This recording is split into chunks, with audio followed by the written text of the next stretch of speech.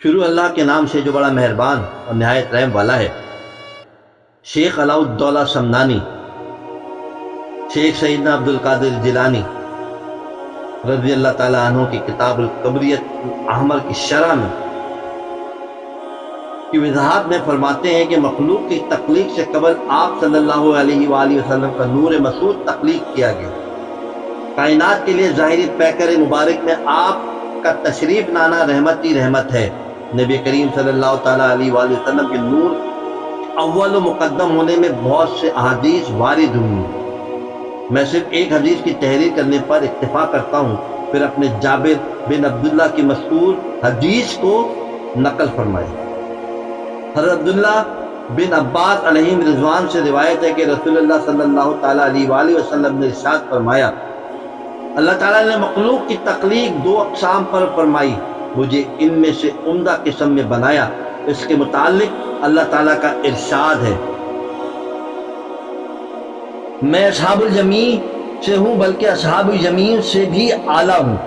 پھر ان دو قسموں کو تین میں تقسیم کیا تو مجھے ان تینوں میں سے جو بہتر حصہ تھا اس میں قرار دیا۔ اس بارے میں اللہ تعالیٰ کا ارشاد ہے، میں سابقین سے ہوں بلکہ میں خیر السابقین سے ہوں۔ پھر تینوں حصے کے قبیلے بنائے، مجھے ان میں سے عمدہ قبیلے میں بنائے۔ اس بارے میں اللہ تعالیٰ کا ارشاد ہے، اور تمہاری میں شاخیں اور قبیلے بنایا کہ آپس میں پہچان رکھو، بے شک اللہ تعالیٰ کہ یہاں تم میں زیادہ عزت والا وہ جو تم میں زیادہ پرہیزگار ہے۔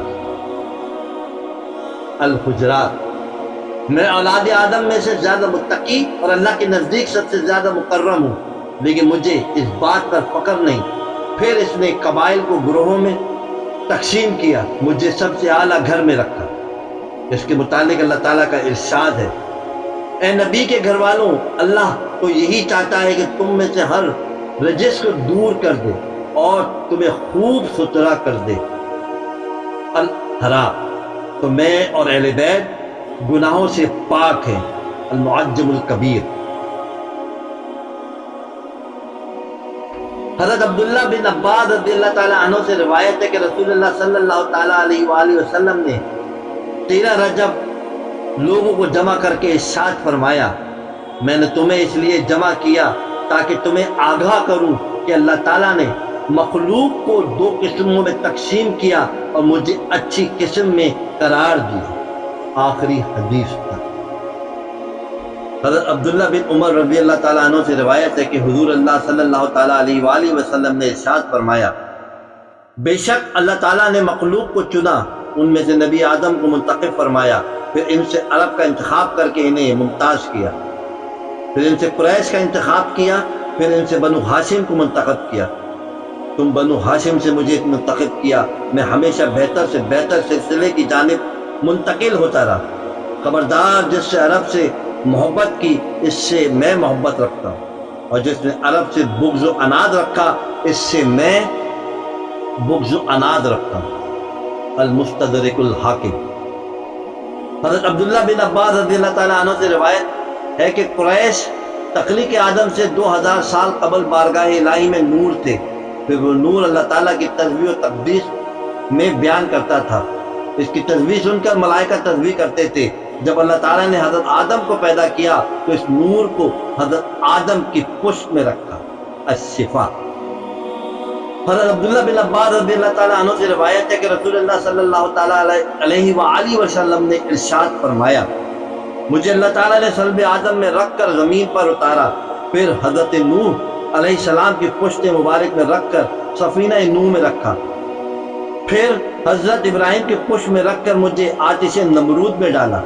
اللہ تعالیٰ مجھے کریم الاسلاف اور طاہر ارحام کی جانب منتقل کرتا رہا، یہاں تک کہ مجھے میرے والدین کریمین کے صلبوں میں منتقل کیا۔ میرے والدین کبھی بھی برائی کے مرتکب نہیں ہوئے۔ کنز الاعمال۔ اس حدیث پاک کی صحت پر حضرت عباس رضی اللہ تعالیٰ عنہ کے دو مشہور اشعار دلیل ہیں جو رسول اللہ صلی اللہ تعالیٰ علیہ وآلہ وسلم کی مدح میں بیان کیے گئے تھے۔ ام المؤمنین حضرت عائشہ صدیقہ رضی اللہ تعالیٰ عنہ سے روایت ہے کہ رسول اللہ علیہ الصلوۃ والسلام نے ارشاد فرمایا، میرے پاس جبریل نے آ کر یہ کہا، میں نے زمین کے مشارق و مغارب میں تلاش کیا لیکن میں نے محمد علیہ السلام سے افضل کوئی نہ دیکھا اور نہ کسی باپ کے فرزند کو دیکھا جو بنو ہاشم سے افضل ہو۔ حضرت علی المرتضیٰ علیہ السلام سے روایت ہے کہ رسول اللہ صلی اللہ تعالیٰ علیہ وآلہ وسلم نے آیت لقد جاءکم رسول من انفسکم، بے شک تمہارے پاس تشریف لائے تم میں سے رسول، توبہ کے بارے میں ارشاد فرمایا۔ اس سے حسب و نسب اور رشتہ دامادی مراد ہے۔ میرے آباء و اجداد نے حضرت آدم علیہ السلام سے لے کر کسی کی ولادت حالت گمراہی میں نہیں ہوئی، سب صحیح نکاح کے ساتھ پیدا ہوئے۔ الشفا۔ حضرت عبداللہ بن عباس رضی اللہ تعالی عنہ، اے محمد علیہ السلام، ہم تیرا سجدہ گزاروں میں پھرتے رہنا دیکھتے رہتے ہیں۔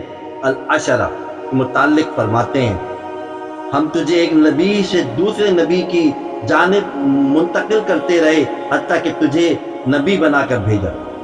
رسول اللہ علیہ السلام نے ارشاد فرمایا، میں حضرت آدم علیہ السلام سے لے کر اپنے والدین کے ہاں پیدا ہونے تک بذریعہ نکاح منتقل ہوتا رہا۔